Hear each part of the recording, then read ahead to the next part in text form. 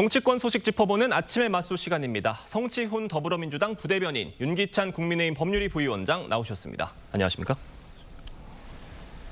정치권을 흔든 통일교 로비 의혹이 특검 도입 공방으로 번지는 모습입니다. 여야 목소리 들어보겠습니다.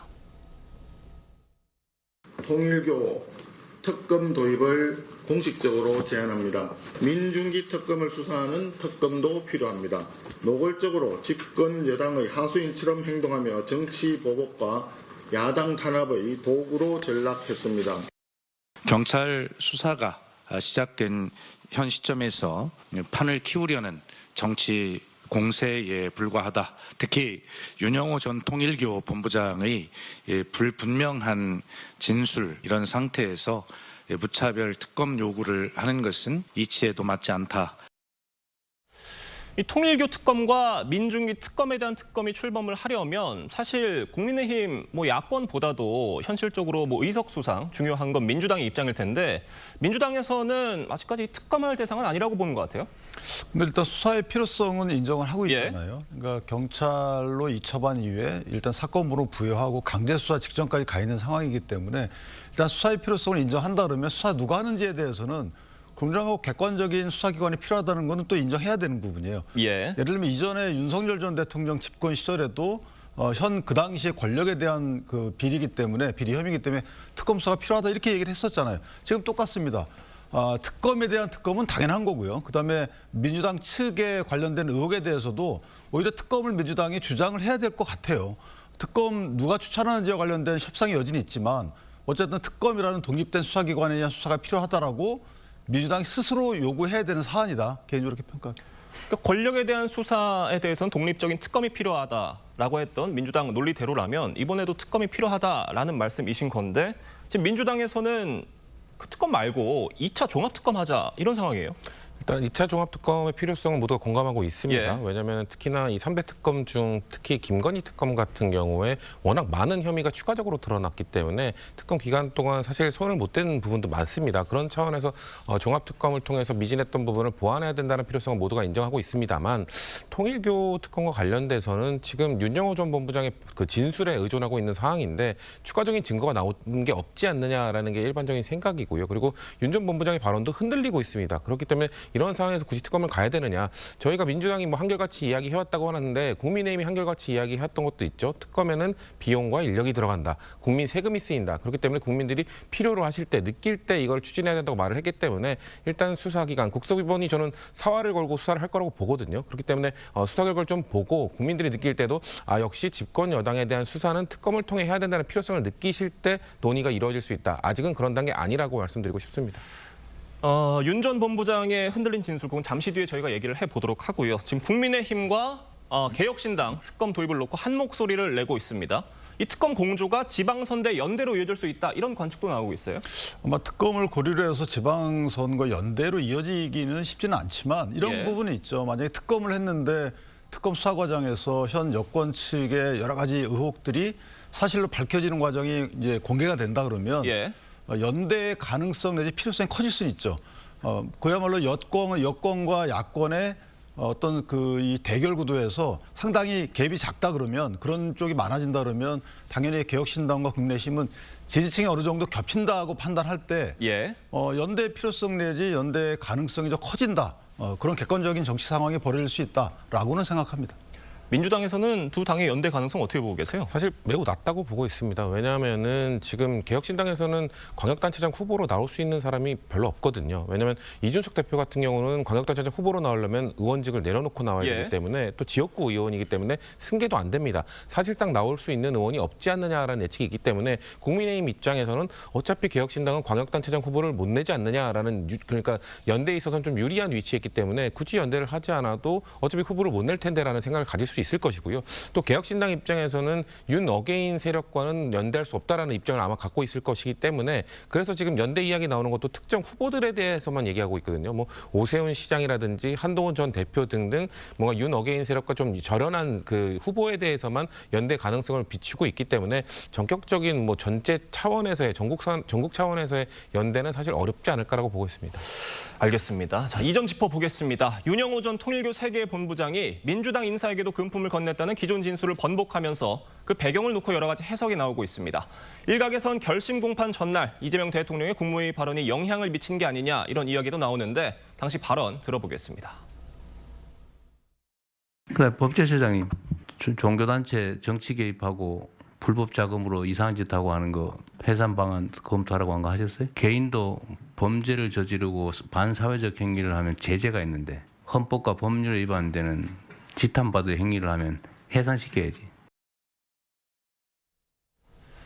지금 아까 말씀해 주신 게 윤영호 전 본부장의 민주당 관련 진술에 대해서는 국민의힘 권성동 의원의 건과는 다르게 구체적인 물증이 없다 이렇게 말씀을 해 주셨는데 다만 이 윤영호 본부장의 민주당 관련 진술이 굉장히 구체적이었고 녹취록도 있는 상황이었는데 그걸 다시 지금 진술을 번복하는 취지로 얘기를 한 것으로 지금 해석이 되고 있어서 여러 가지 해석이 나오고 있습니다. 이유가 뭐라고 보십니까? 이제 구체적인 정황 증거나 예. 물증이 있냐 없냐를 갖고 따지면 안 되는 것이 그것은 수사를 해봐야 나오는 거고 네.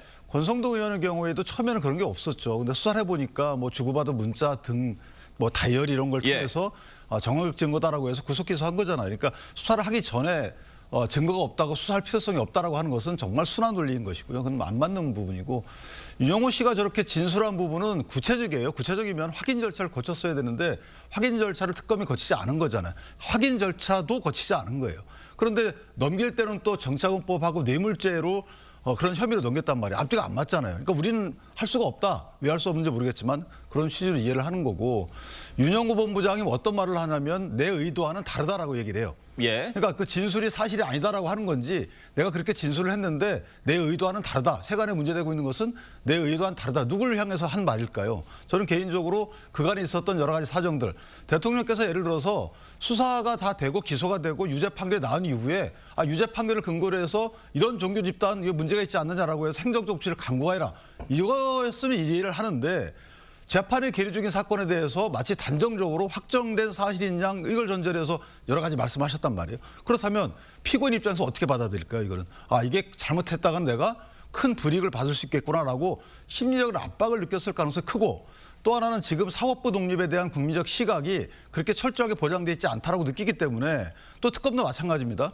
그런 상황에서 피고인이 사법부에 기댈 수 있는 것은 조용히 수능하는 것뿐이 없는 거죠. 예. 그런 부분이 하나 있고 마지막으로 이제 양형, 구형이 가해진 이후에 예. 가만히 있다는 거죠. 그래서 구형 때까지는 어느 정도 가만히 있다가 구형이 되는 거 보고 만족스럽다라고 생각했을 수도 있고 다양한 의견이 있지만 어쨌든 대통령의 저 표현이 윤영호 본부장의 그 태도 변화에는 어느 정도 영향을 끼친 거다라고 저는 개인적으로 생각하고 있습니다. 그럼 이재명 대통령의 국무회의 발언 또 형량 여부에 대한 것들이 좀 영향을 미쳤을 수 있다 이런 분석을 해주신 건데 이거 뭐라고 보세요?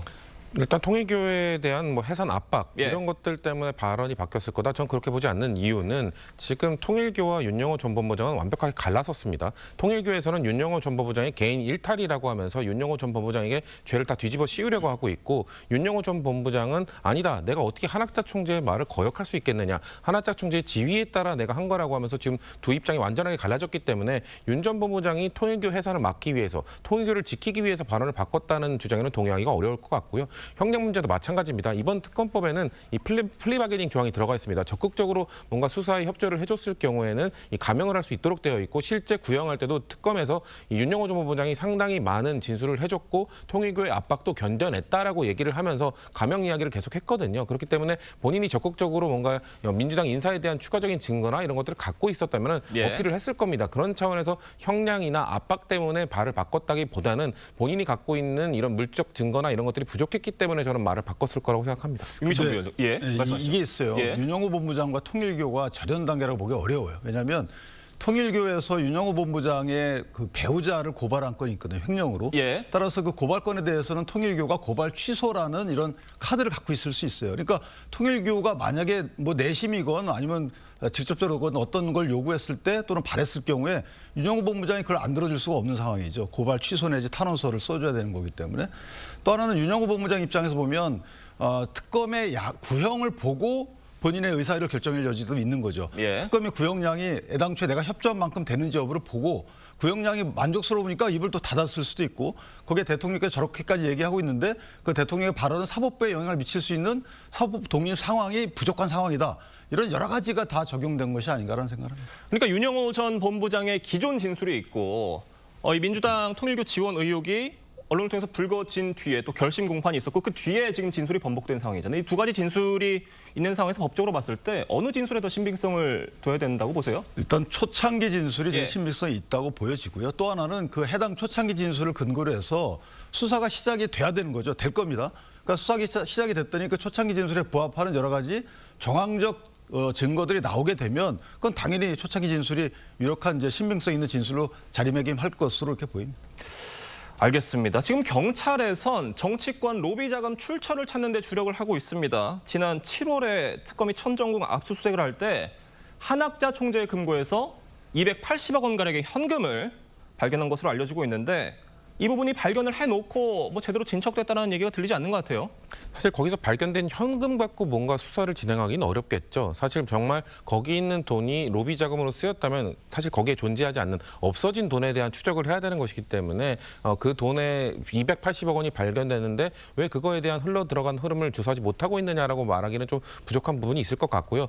일반적으로 이런 뇌물죄에 대한 수사를 진행할 때는 뇌물을 준 사람이 보통 흔적을 남기도록 되어 있습니다. 왜냐하면 그 흔적을 토대로 만약에 뇌물을 받은 사람이 이행을 안 해줬을 때 뭔가 청탁을 들어두지 않았을 때 압박용으로 행사하기 위함이죠. 사실 권성동 의원 같은 경우도 뭐 문자, 사진 이런 것들이 남아있는 이유가 공유한 사람이 또 다이어리에 메모를 남겨놨기 때문이잖아요. 그렇기 때문에 만약에 이 280억 원과 관련된 뭔가 메모라든지 흔적들이 남아있었다면 수사가 전 진행됐을 거라고 봅니다. 다만 그게 발견되지 않았기 때문에 지금 통일교에 대한 압수수색이나 윤영호 전 본부장에 대한 압수수색은 지금 전방위적으로 이루어졌기 때문에 아마 그 확보한 증거 중에서 280억 원의 흐름과 연관된 자료들을 못 찾았기 때문에 지금 수사가 아마 좀 진척을 이루지 못하고 있는 게 아닐까라고 생각을 해봅니다. 근데 이 부분 역시 마찬가지로 이 280억 원이 뭐 당시 여당이든 야당이든 정치권으로 어떻게 흘러들어가는지를 알려면은 수사를 조금 진행해봤어야 되는 거 아닌가 싶은 생각도 좀 있어요. 근데 그때 어쨌든 그 권성동 의원의 경우에도 사실 한학자 총재가 직접 뭐 쇼핑백에 담아줬다라는 것도 있었잖아요. 예. 근데 그것에 대해서도 수사가 지지부진해졌다는 거죠. 그러니까 일맥상통할 수 있는 것이 여당 측 정치인에게 돈을 줬다. 뭐 현금일 가능성이 크겠죠. 그렇다면 그 현금의 출처가 어딘지 저 금고일 수도 있는 거고요. 예. 그다음에 금고에 보면 관본권도 있었다는 겁니다. 예. 엔화 달러 관본권이 있었기 때문에 돈의 흐름과 관련돼서 그 일치하는지 여기서 시작됐는지에 대해서 중요한 단서가 될 수 있음에도 불구하고 수사를 안 했다. 이걸 글쎄요. 필요가 없어서 안 한 것인지 아니면 뭐가 밝혀질 게 두려워서 안 한 것인지는 뭐 특검을 통해서 특검을 수사해보면 알 수 있겠죠. 알겠습니다. 자, 다음 소식 짚어보겠습니다. 내년 6월 지방선거와 함께 치러지는 국회의원 재보궐선거가 열석 안팎까지 현재까지 이 자리가 빌 가능성이 언급이 되고 있습니다. 이재명 대통령과 강훈식 비서실장이 옛 지역구 두 곳을 비롯해서 뭐 대법원에 계류된 의원 3명의 재판도 머지않아 결론이 날 것으로 전망이 됩니다. 지금 저희가 화면으로 보여드리는 이런 내용들인데 거의 민주당 의원들 지역구예요. 그렇죠. 저 5곳에다가 아마 광역단체장 후보로 혹시나 이제 현역 의원이 나가게 될 경우 예. 추가적으로 발생할 수 있는 부분이고요. 아마 민주당 의원 의석이 많기 때문에 좀 민주당 입장에서는 수비하는 형태가 될 겁니다. 수성을 해야 되는 입장이 될 것이고요. 다만 내년 지방선거와 동시에 치러지게 되잖아요. 예. 그렇기 때문에 아마도 지방선거의 결과가 아마 저 재보궐선거에도 영향을 줄 것이다. 민주당 입장에서는 내년 지방선거에서 승리를 할 것을 지금 자신을 하고 있기 때문에 지금 수성하는 이 포지션에서도 충분히 이 의석들을 유지할 수 있다는 자신감을 갖고 있는 상황입니다. 말씀해 주신 대로 현역 의원들의 단체장 도전 잇따르는 것도 관전 포인트입니다. 후보로 확정이 되면 의원직에서 사퇴해야 되기 때문인데 국민의힘 나경원 의원의 서울시장 도전 그리고 개혁신당 이준석 의원의 경기지사 도전 여부도 관심이 쏠리고 있습니다. 이거 얼마나 가능성 있는 얘기라고 보십니까? 일단 서울시장 예. 후보 당내 경선에는 나 의원도 당연히 나올 수 있죠. 나올 거라고 생각을 하고요. 그러나 이제 확정돼야지만 의원직을 사퇴해야 되는 거니까. 그쵸, 예. 그 부분은 이제 그렇게 따라가면 될 것 같고 경기지사의 경우에는 사실은 이제 그 현 지사가 김동연 민주당 측 지사이기 때문에 민주당 그 국민의힘 입장에서 보면 상당히 많은 수의 도전자가 있을 가능성이 있습니다. 특히나 정치적으로 활발하게 활동하지 않는 분들이 나설 가능성이 좀 크다고 봐요. 이준석 대표보다는 예를 들면 그 유승민 예. 전 의원, 그다음에 한동훈 전 대표 등이 아마 나설 가능성이 크다고 보고 그렇게 보는 이유는 이준석 대표가 한동훈 그 전 대표에 대해서 이렇게 얘기한 적이 있어요. 개항을 해 나가라. 예. 오히려 많은- 혼자 나가는 게 이득일 것이다라는 그렇죠. 취지였죠. 예. 그렇다면 경기지사의 한동훈 대표가 관심을 두는 부분을 오히려 관심 포인트를 개항을로 돌린 게 아닌가라는 생각이 들어서 경기지사가 조금 앞으로 잠룡의 가능성이 있는 분들의 각축장이 되지 않을까 국민의힘 입장에서는 그렇게 예상을 합니다. 자, 말씀해 주신 것처럼 한동훈 전 대표나 조국 대표 등 거물급 정치인들의 도전 여부에 따라 재보선 판이 더 커질 수 있다는 전망이 나오고 있습니다. 관련 얘기 들어보겠습니다. 우리 국민의힘과 보수가 계엄의 바다를 건너고 이재명 민주당 정권의 폭거를 제어할 수 있는 위치에 오기 위해서 할 수 있는 모든 걸 해볼 생각입니다. 그게 그런데 그게 어느 직에 나가겠다 이걸로 한정 지을 문제는 아닌 것 같아요. 조국 대표 어디 출마하십니까? 출마는 한다. 네. 그러나 마지막 순간에 네. 지방선거든 아니면은 재보궐선거든 네. 마지막 순간에 전략적으로 판단할 것이다.